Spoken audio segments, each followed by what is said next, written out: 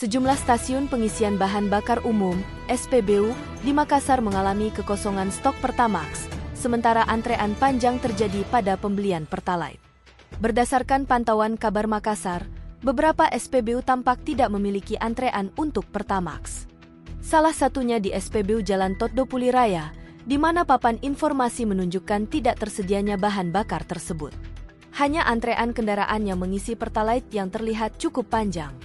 Kondisi serupa juga terjadi di SPBU Jalan Veteran, tepatnya di seberang toko Mr. DY, serta di SPBU Poros BTP Moncong Loe, yang memasang tulisan Pertamax dan solar dalam pengiriman.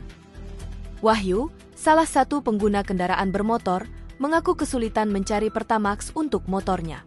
Ia telah berkeliling ke beberapa SPBU, tetapi selalu mendapat jawaban yang sama, stok kosong.